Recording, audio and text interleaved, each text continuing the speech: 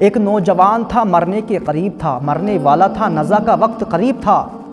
لوگوں نے تلقین کی، لوگوں نے اس کو تنبیہ کی اور کہا کہ کلمہ پڑھ لا الہ الا اللہ محمد الرسول اللہ۔ مگر وہ نوجوان کہتا ہے کہ میری زبان پہ کلمہ نہیں آ رہا ہے۔ وہ نوجوان کہہ رہا ہے مجھ سے کلمہ نہیں پڑھا جا رہا ہے، میری زبان پہ کلمہ نہیں آ رہا ہے۔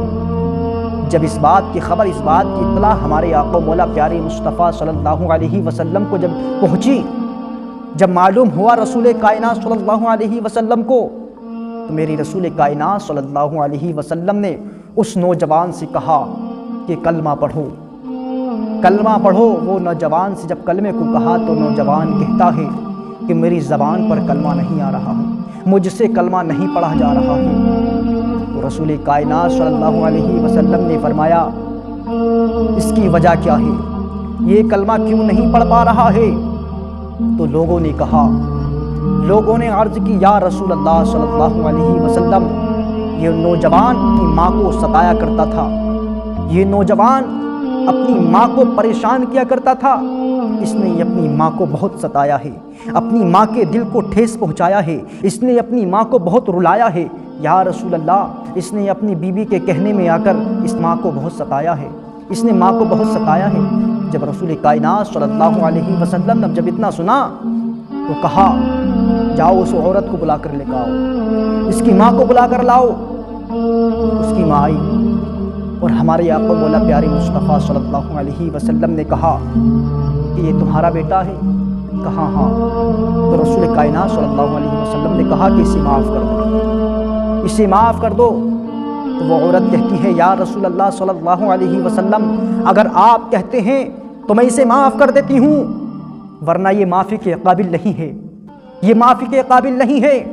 جب میرے رسول کائنات صلی اللہ علیہ وسلم نے جب یہ جملے سنے تو رسول کائنات صلی اللہ علیہ وسلم نے اس عورت سے کہا اے عورت، اگر ایک آگ جلائی جائے، بھڑکتی ہوئی آگ جلائی جائے، شعلوں والی آگ جلائی جائے، اور اس آگ کے اندر تیرے بیٹے کو ڈالا جائے اور کہا جائے کہ اگر تو یا تو اسے معاف کر دے یا اسے آگ میں جلنے دے، یا تو اسے معاف کر دے یا اس کو جلنے دے، تو بتا تیرا فیصلہ کیا ہوگا، بتا تو فیصلہ کیا کرے گی؟ تو ماں کہتی ہے یا رسول اللہ صلی اللہ علیہ وسلم، ماں تو ماں ہوتی ہے مگر اپنے بیٹے کو آگ میں کیسے جلنے دے گی، اپنے بیٹے کو معاف کر دے گی۔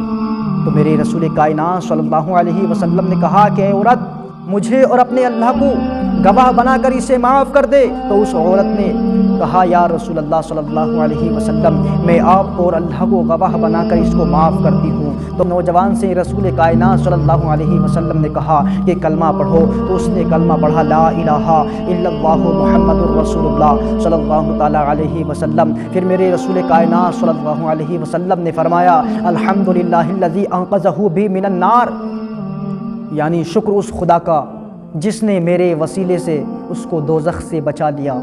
اللہ تعالیٰ کے نبی حضرت موسیٰ علیہ السلام جب اللہ سے باتیں کرنے کوہ طور پر جاتے تھے، جب اس پہاڑی پر جایا کرتے تھے تو اللہ سے ملاقات کیا کرتے تھے۔ حضرت موسیٰ علیہ السلام کی ماں زندہ تھی، جب حضرت موسیٰ علیہ السلام کی ماں حیات تھی تو حضرت موسیٰ علیہ السلام کے حق میں دعا کرتی تھی۔ جب حضرت موسیٰ علیہ السلام جب کوہ طور پر اللہ سے ملنے کے لیے جایا کرتے تھے، اللہ سے بات کرنے جایا کرتے تھے، تو حضرت موسیٰ علیہ السلام کی ماں حضرت موسیٰ علیہ السلام کے حق میں دعا کرتی تھی۔ جب حضرت موسیٰ علیہ السلام کی ماں کا وصال ہو گیا تو حضرت موسیٰ علیہ السلام جب اللہ تعالیٰ سے ملنے کے لیے، اللہ تعالیٰ سے بات کرنے کے لیے، کلام کرنے کے لیے جب کوہ طور کی پہاڑی پر جا رہے تھے تو اللہ تعالیٰ نے کہا اے موسیٰ، اب احتیاط کے ساتھ آنا، اب احتیاط کے ساتھ آنا، ذرا سنبھل کر آنا، بے جھجک نہیں آنا، اس لیے کہ اب تمہاری ماں دنیا میں نہ رہی، تمہاری ماں وصال فرما گئی ہے۔ جو تمہارے حق میں دعا کرتی تھی، تمہارے لیے دعا کرتی تھی، اے موسیٰ اب احتیاط کے ساتھ آنا ہے۔ ذرا سوچو، اللہ تعالیٰ کے نبی حضرت موسیٰ علیہ السلام سے اللہ فرما رہا ہے اے موسیٰ اب آنا تو احتیاط سے آنا، احتیاط کے ساتھ آنا۔ ذرا سوچو، اللہ کے نبی، اللہ اپنے نبی سے فرما رہا ہے، تو اس سے معلوم یہ ہوا کہ ماں کی دعاؤں میں بڑی تاثیر ہوا کرتی ہے، ماں کی دعاؤں میں بڑی طاقت ہوا کرتی ہے۔